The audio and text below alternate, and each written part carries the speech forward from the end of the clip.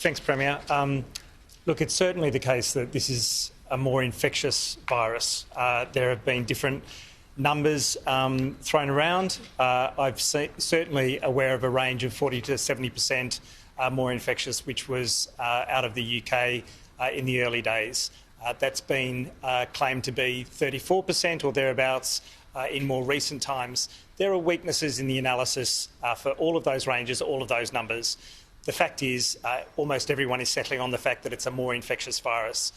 As for the median incubation period, the time from being exposed to then causing illness in individuals, I've also seen evidence, and I can post it, that relates to the fact that it might be up to a day shorter median than previous variants.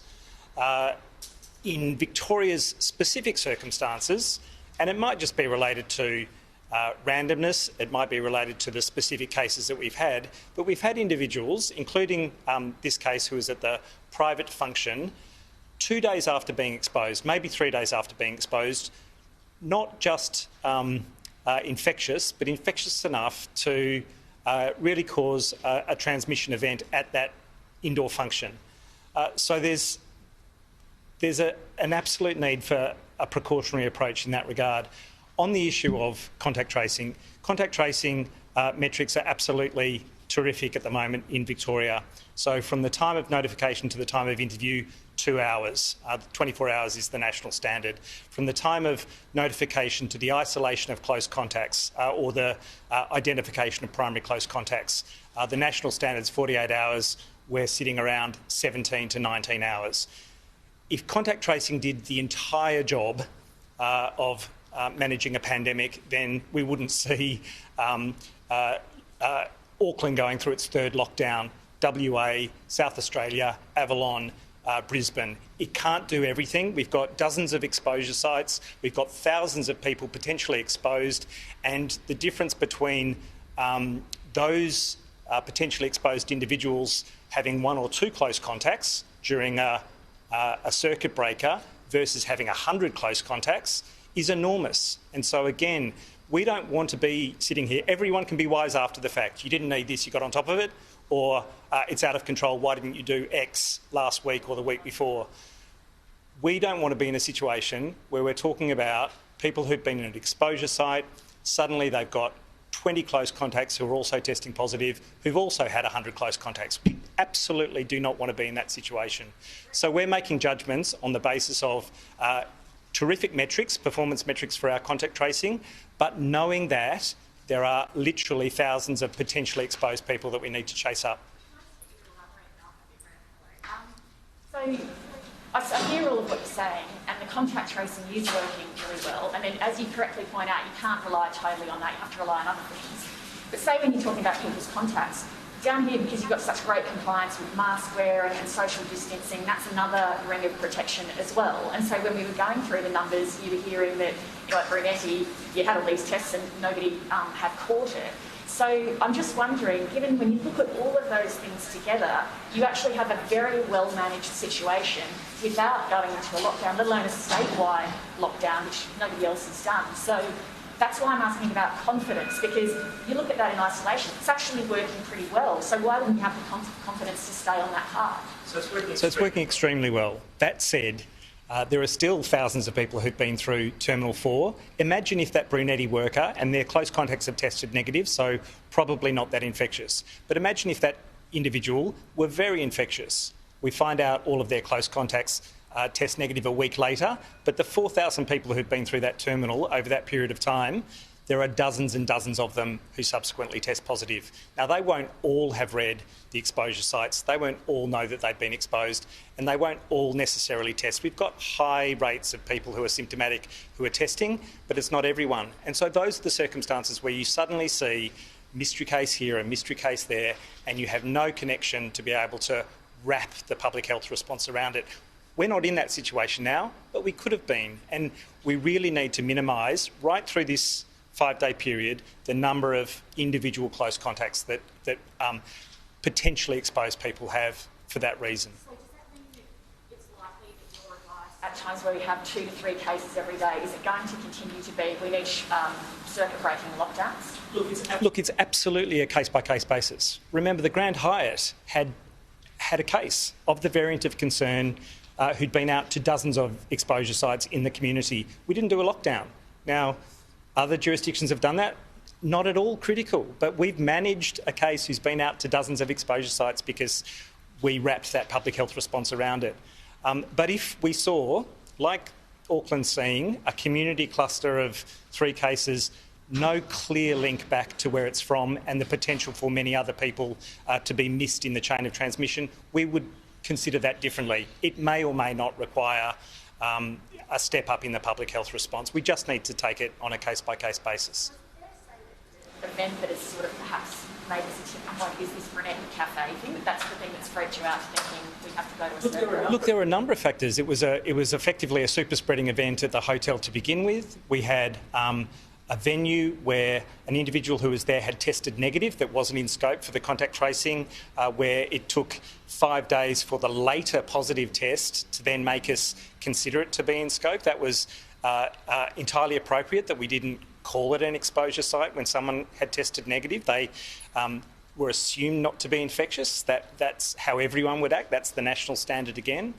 So there were a number of factors. Brunetti's, of course, was a particular concern, but there were many elements that we had in consideration at the time.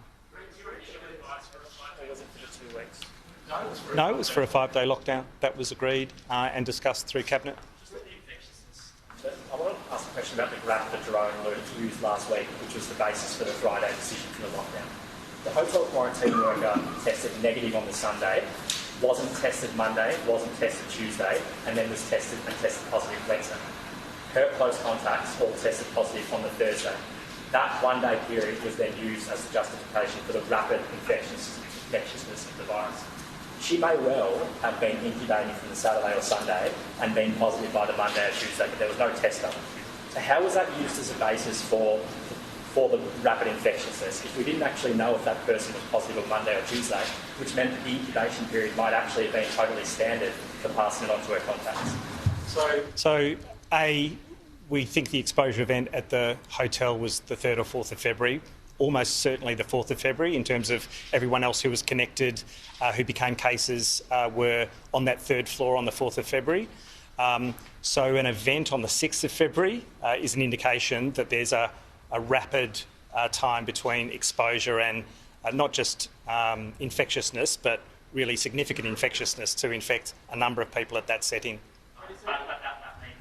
The original justification was not around the Coburg event. It was around the passing on to the primary household contacts. There was no single justification. There were a number of elements that came into play. Used by Jerome. It was the fundamental justification.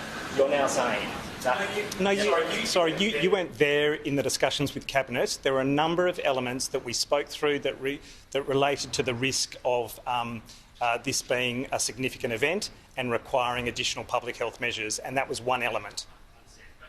That she likely picked it up on the 3rd or 4th, which meant that the incubation period for passing it on to a primary contacts was standard, absolutely standard. So we're working on an incubation period of 14 days. There's no question. That's what we're working on. How many people get infected, how likely it is for someone who's a brief close contact or within a space like this to be infected has changed with the variants of concern. Not so significantly that it's like a measles virus that can infect 20 people who are unvaccinated from one case, but enough to be on an exponential curve that would make a difference of tens of thousands of cases over a short period of time. Was it honest for Jerome to use timeline as justification? I'll let Jerome speak to his own words. Jerome, was it honest to use that timeline? You has said that you called him last week, but that you didn't ask any questions about what interaction he'd had with CQV staff about the nebuliser. Is that a correct characterisation? And if so, why didn't you ask those questions? It is a correct characterisation. I was requested to speak to him, and it's not my place to do CQV's work in terms of the critical incident review that I would expect them to lead. There are people who require CPAP machines, well, on CPAP machines more than nebulizers. There are people who require those machines to breathe and would be in danger of death at worst case scenario if they didn't have access to one. What is the situation of those people now if they're flying back to Australia? So people who need CPAP machines should use them and will use them. We need to be, again, alert to the potential increased risk of transmission with CPAP. I don't think it's as clear as nebulizers. Nebulizers have been known to contribute to bacterial and viral spreading events. CPAP less clear as a risk. Nonetheless, it'll be managed with concern about the increased potential. So maybe cohorted on the same floor. I've suggested to CQV that portable air filters for those rooms might be a consideration as well. So there's a bunch of things being looked into. Right, ultimately, it's obviously we come out of lockdown as planned on Wednesday night. How are you feeling at this point? It's going as well as we could expect. Every single case has been linked. Those immediate social and household close contacts testing negative. That's all terrific news. I'm always aware that we can have a day where something comes completely out of left field. I hope that doesn't happen. We need to be alive to that. Sorry, any increased risk or decreased risk with a 3-year-old compared to an adult in terms of the last?